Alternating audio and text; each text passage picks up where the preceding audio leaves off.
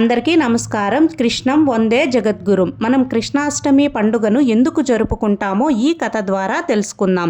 ప్రాచీన కాలంలో మధురా నగరంలో ఉగ్రసేనుడు అనే రాజు ఉండేవాడు. కుమారుడు కంసుడు. కంసుడు దుర్మార్గం కలిగిన కఠిన హృదయం కలిగిన వాడు. అతని తండ్రినే సింహాసనం నుంచి దించేసి ఆయన రాజు కూడా అవుతాడు. వసుదేవుడు దేవకి అనే సతీమణిని పెళ్లి చేసుకుంటాడు. వారి పెళ్లి సందర్భంగా కంసుడు రథసారథిగా వీరిని తీసుకొని వెళ్తూ ఉంటాడు. ఆకాశవాణి ఇలా పలుకుతుంది, ఓ కంస, దేవకి 8వ సంతానమే నిన్ను సంహరిస్తుంది అని చెప్పి మాయమైపోతుంది. ఇది విన్న కంసుడు భయపడి దేవకిని చంపాలి అని ప్రయత్నిస్తాడు. కానీ వసుదేవుడు వేడుకొని మా పిల్లలు పుట్టగానే నీకు అప్పగిస్తాము అని వాగ్దానం చేస్తాడు.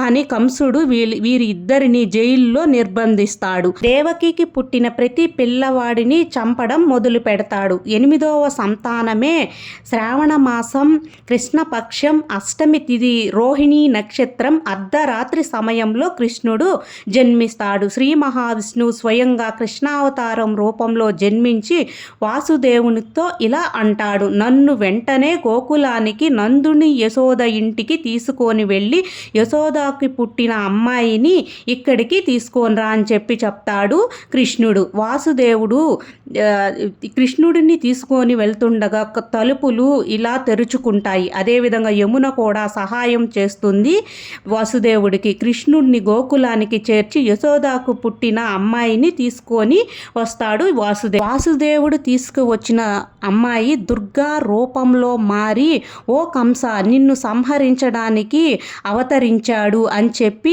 ఆకాశంలోకి వెళ్ళిపోయి మాయమైపోతుంది. తర్వాత కృష్ణుడు గోకులంలో పెరిగి కంసుడిని సంహరించి ధర్మాన్ని స్థాపిస్తాడు. కృష్ణాష్టమి జరుపుకోవడం వెనక ఉద్దేశం భగవంతుని అవతారం స్మరించడం, ధర్మం దుర్మార్గంపై గెలిచిన రోజును జ్ఞాపకం చేసుకోవడం, కృష్ణుడు బాల్య క్రీడలు, భక్తి, గీతా జ్ఞానాన్ని గుర్తు చేసుకోవడం. భగవద్గీత సాక్షాత్తు పరమాత్ముడు చెప్పాడు కాబట్టే దీనిని ఉత్తమ గ్రంథం అని అంటాం.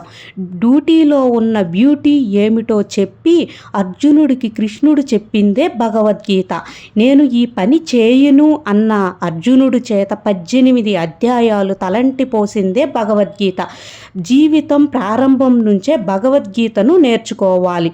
భగవద్గీత అంటే కర్తవ్య బోధ కాబట్టి పిల్లల నుంచే భగవద్గీతను నేర్చుకోవాలి.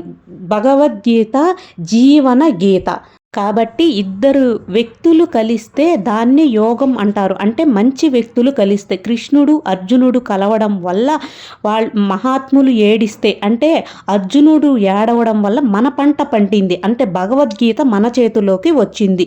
యుద్ధ రంగంలో అందరూ మరణిస్తారు అని చెప్పి విషాదంలో మునిగిపోయిన అర్జునుడిని 18 అధ్యాయాలు తలంటి పోసి ఏది చెయ్యాలి ఏది చేయకూడదు అనే నిర్దేశం చేసిందే భగవద్గీత. ఇలాంటి భగవద్గీత మన జీవితాల్లో కూడా ఖచ్చితంగా మార్పులను తెస్తుంది. అదేవిధంగా మనం నేర్చుకున్న జ్ఞానాన్ని 10 మందికి పంచితే అది ఇంకా మంచిదన్నమాట.